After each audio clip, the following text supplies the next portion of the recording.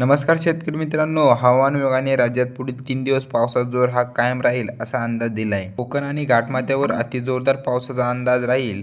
तसेच कोकणातील रत्नागिरी, रायगड, ठाणे, पालघर तसेच मध्य महाराष्ट्राच्या घाटमाथ्यावर अतिजोरदार पावसाचा रेड अलर्ट देण्यात आला आहे।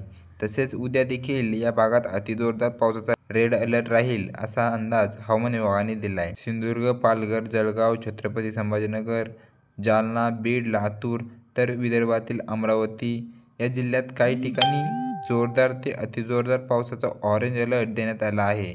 विदर्भ, मराठवाडा आणि मध्य महाराष्ट्रातील इतर जिल्ह्यांमध्ये काही ठिकाणी हलका ते मध्यम स्वरूपाचा पाऊस आपल्याला पाहायला मिळेल। तसेच उद्या देखील ठाणे, रायगड, मुंबई, पालघर या जिल्ह्यात तसेच पुणे, सातारा, नाशिक या जिल्ह्यांच्या घाटमाथ्यावर काही ठिकाणी अतिजोरदार पावसाचा रेड अलर्ट देण्यात आला आहे।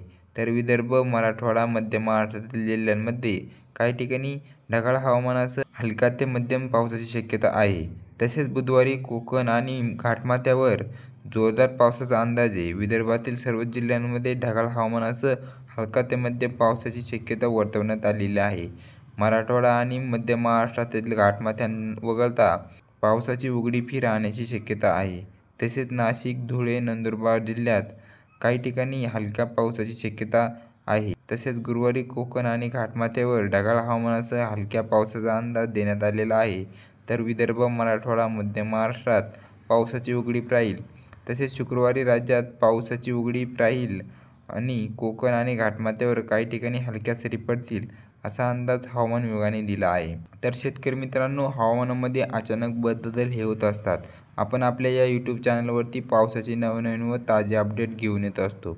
त्यामुळे आत्ताच आपल्या चॅनलला सबस्क्राईब नक्की करा। धन्यवाद।